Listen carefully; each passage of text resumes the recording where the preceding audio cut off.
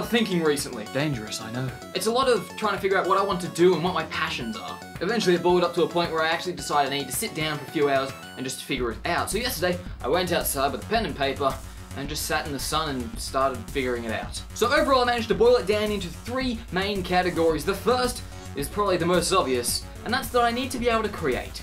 And if that wasn't obvious enough, then hello and welcome to the channel. This must be your first video. I upload every Wednesday, and after you watch the other ones, you'll see how obvious it was that I love to create. I do hope you enjoy your stay though. The second one was also fairly evident, that I love to entertain. You talk to any of my friends, you'll realize that I love being the center of attention. You wouldn't be watching these videos if I wasn't somewhat entertaining. Unless it's a pity view, then thank you, I needed that.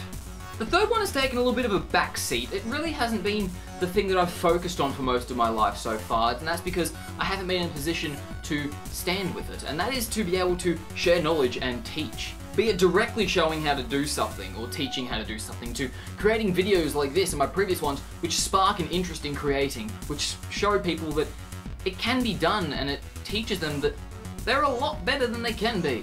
Now do note, I don't want to be a motivational person, because I realize at 22 that's not a proper career choice, but either way it's good to be able to share knowledge in a way that can inspire people.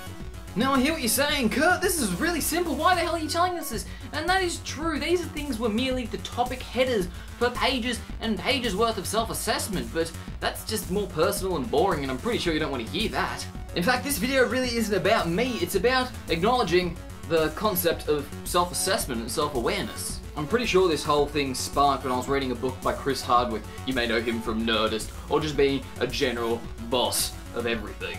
He's kind of one of my idols. And in his book, The Nerdist Way, he has a quote, and I'm definitely going to butcher it, so I'll paraphrase instead, that as nerds, we have the power to self-assess ourselves without lying, for being able to be true to ourselves and realize that we're at this standard. We can assess ourselves and notice all the tiny details that in normal life we would lie about purely because we don't feel comfortable with them. He does this in the way of creating a Dungeons & Dragons-esque RPG character sheet for real life, and being able to assess your qualities on a scale from 0 to 10. And I did it, that was very helpful for me actually, because I have that game mentality. If you don't understand that, go back a few videos, I made a whole thing about it. And after realizing this, my life changed for the better 100 times over, because lying to myself is only going to damage me down the way.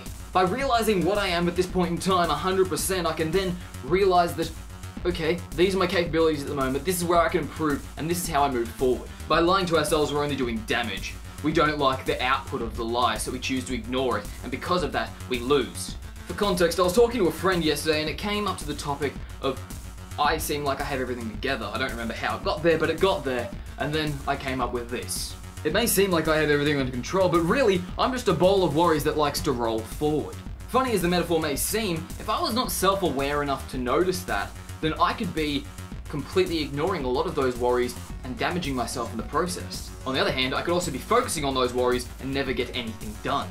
So as you can see, self-awareness is key to who I am now, and without it, I would still be back many years worth of knowledge and many years worth of progress. So as you can see, self-awareness is key to who I am now, and the reason why I'm starting to succeed. Without it, I would be losing, and that is what I'm trying to get across to you. If you're not properly self-assessing yourself and you're lying to yourself, then you're only losing. No amount of Konami codes is going to help you now.